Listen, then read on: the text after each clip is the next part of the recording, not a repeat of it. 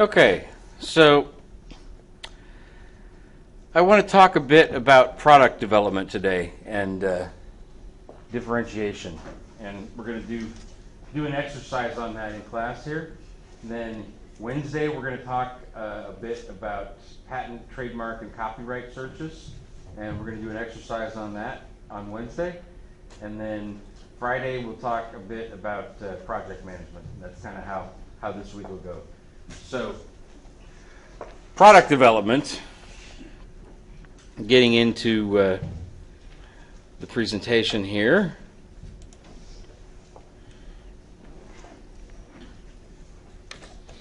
The point that I want to make is that there's always a competitor out there who's going to be better than you. They're going to be bigger, they're going to have more capital, they're going to be better at doing what it is that they do.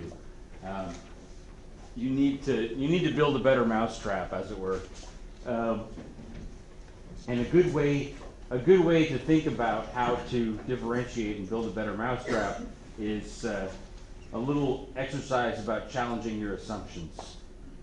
So the first step in this is you conceive of a product or service. Could be the one that your group is focused on, could be another product or service, but think about that product or service and make a list of what your assumptions are about that. Who buys it? What is it used for? How do you sell it? How do you make it? All the assumptions you can think of about that product. And then record differing viewpoints. Think about how those assumptions, maybe somebody else could buy it. Maybe it could be made differently. Maybe it could be sold differently. And then try reversing each of your assumptions on purpose. And whatever you think it is, whatever you think about how things should be made, think about how it could be the opposite. Everything you think about how it should be sold or how it should be used, what the customer is that's going to buy it, try and reverse that and think about what would the opposite be. And then ask yourself, how could you actually accomplish the opposite? And list those out in a little exercise. I'm gonna show you a way that we did this a while back in the music industry to kind of reinvent the way that music gets made and sold. So first of all, we listed our assumptions. In this case, a pretty simple one, that record labels sell records to consumers. That's what record labels have done pretty much since the beginning of the 20th century. So that was our assumption. Then we recorded differing viewpoints. Record labels don't necessarily have to sell records. First of all, we could sell anything. I mean, it seems kind of crazy at first if it's called a record label not to sell records, but we could sell other things. And record labels don't have to sell to consumers. We could sell to businesses. We could sell to governments. We could sell to nonprofit organizations. We could sell to clubs and groups. We could sell to all kinds of different things, entities besides consumers. So we sat down and thought about how could we reverse these assumptions. So one way to reverse them is that we could sell music in other formats. We could sell it digitally rather than in a recorded format, in a record. So no physical product anymore. We could just sell it digitally. And then we decided specifically that we could sell to businesses rather than consumers. So sell digital music to businesses. And then we asked ourselves, well, how could we actually accomplish that? How could we accomplish that goal of selling digital music to businesses? And we came up with the idea that record labels could sell background music to corporate advertisers. So Let me show you what things looked like at first and what they turned into, and then I want you to actually break up in your groups and do this exercise of challenging an assumption, coming up with alternate assumptions. We're going to do that for about, 15 minutes or so. So this was the original album.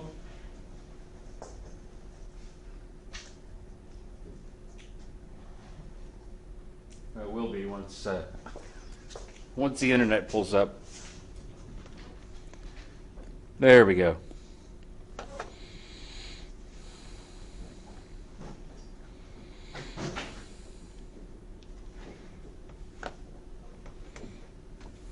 Now the next question is, how's the volume doing? So it's a cool. I'm going to play a couple of tracks for you here. Or at least I'm going to try to.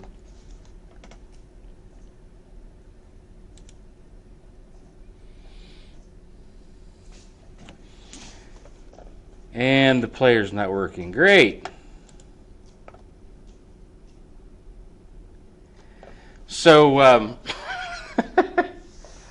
you'll hear it in another format here in a second, but evidently the player's not working on this particular version of the computer.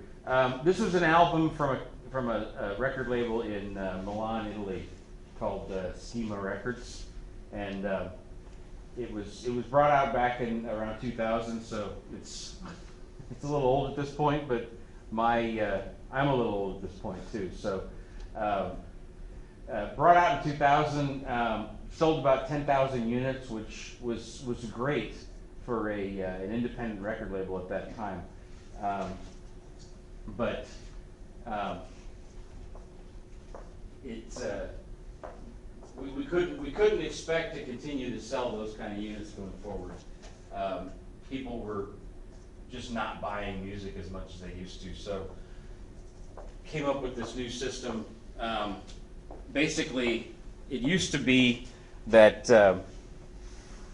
it costs about, so that record brought in about, let's say for round numbers, 10,000 units at $10 a piece. It brought in $100,000. Out of that $100,000, we spent about $5,000 in recording costs. We spent about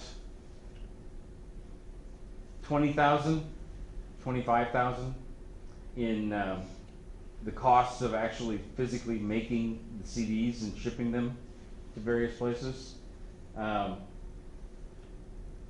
we spent about $10,000, let's say, on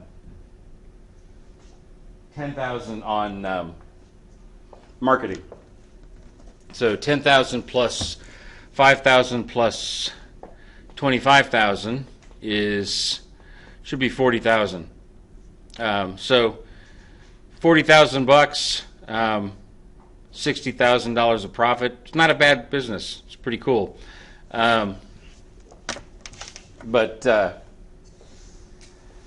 the new business model that we came up with, selling corporate advertising music to advertisers,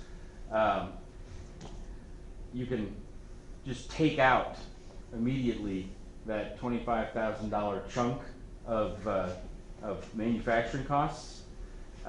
Sales cost is actually a little higher, so marketing was probably more like $20,000 instead of 10,000. However, we took out that piece that was the physical manufacturing of the record, and we still have about the same amount of recording costs, 5,000. But so now we've got 25,000 instead of 40,000, and I'd like to show you this. This was a regular album with 13 different tracks. It's about an hour, 70 minutes or so worth of music, and we ended up splitting it up into two advertisements, each of which brought in about $50,000, and in total, that's the same amount of money that the entire album and 10,000 units of sales brought in before, but the profit was 75,000 instead of 60,000. Same amount of revenue. So we took this album and turned it into this.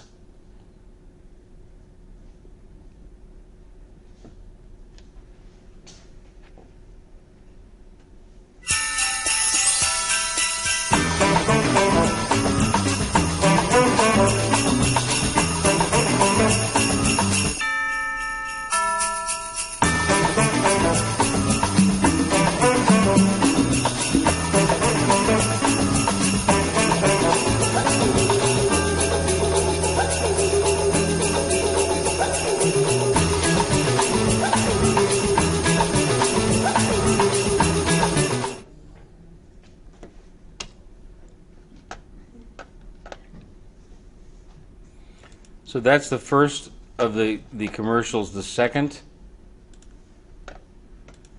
was another track off the same album for Acura.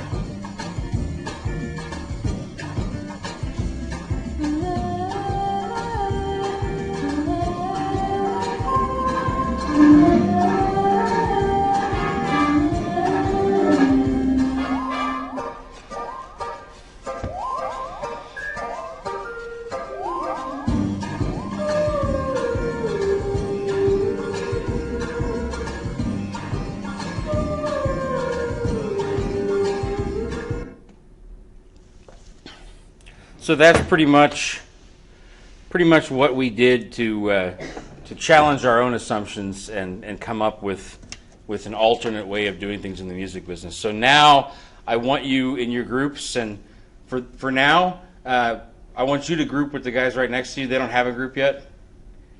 Okay, so the four of you talk together. You came in a little bit later too, right?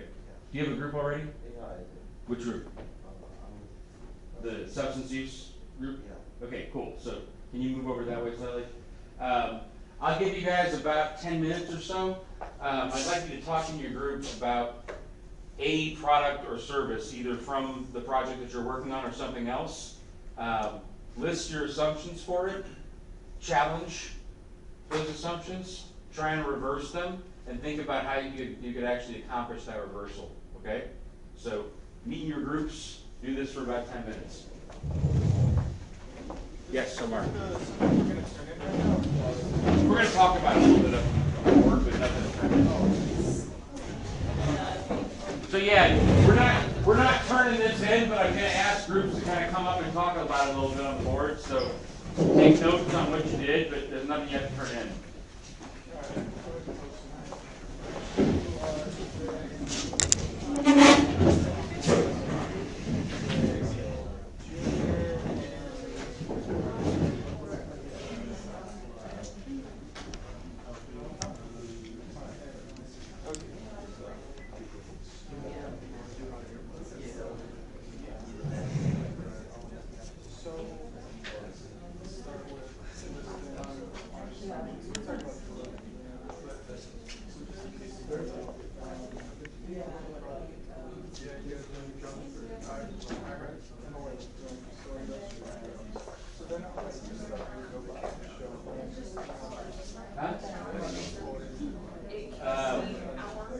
So think of a product.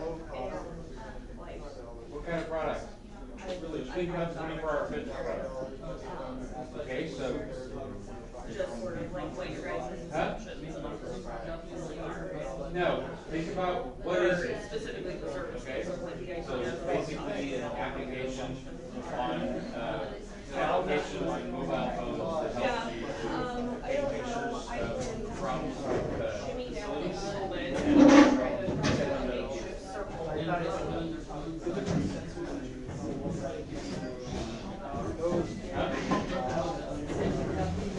No, I want you to think about what are the assumptions?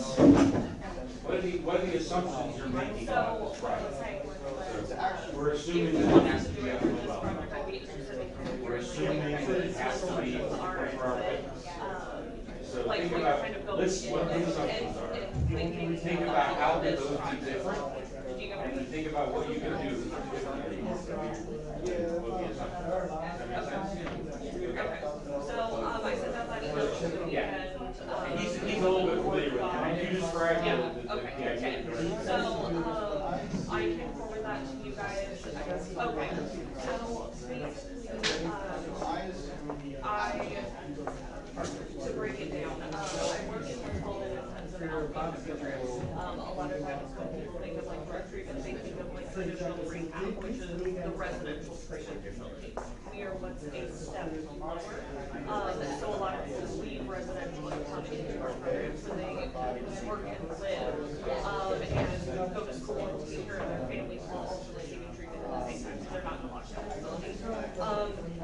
So what we're doing now is working with Good Samaritan. It's run off of Airport, and we're opening a stop season. So we're we want to do within Basin City, and one of two is for county.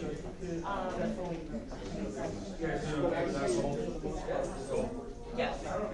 So I guess that could be like assumption number one. I'm not quite sure what he's looking for as we start to like break down into roles or into work.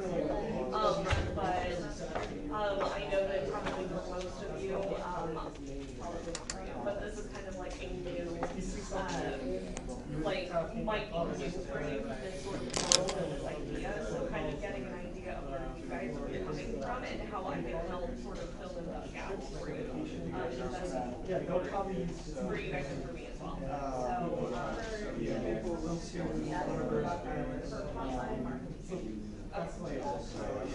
Yeah. So, we won't be able to do a walkthrough, just because I feel that it would be able to. Sure. Sort of the security procedure went into it, but they were already gone into it, so we wouldn't be able to do a walkthrough of the actual facility. But at some point, you guys, as you're looking into the interview and stuff, would be able to see how we pay.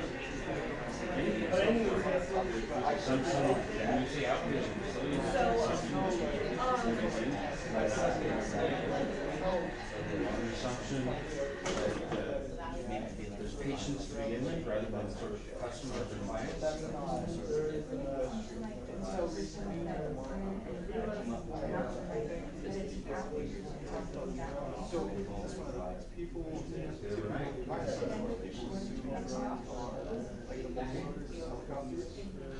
Challenging assumptions. So I think where we got stuck is I was saying that I'm kind of interested in gaining their assumptions of where they're at, so I can kind of fill in the gaps. But we reverse each assumption. So like the thing that we were talking about. I mean, one of them, you know, how many beds do we have at a time? Like, could we make that bigger? But I'm trying to think of sort of. I'm kind of stuck as well on this like reverse. Well, how do you get paid? How do I get paid? Well, how does the company get paid? Oh, okay, so like through insurance, okay. Does it have to be through insurance? Is there a way to do direct pay? Yes. Okay. Other assumptions like that. Okay, got it, okay, yeah. So if we put together sort of a list of what you guys are thinking, then it sort of asks the question of, okay, so you were asking, how many patients we have, so we have to be available for you to have at capacity. So could we have more than this in sort of like that reversal?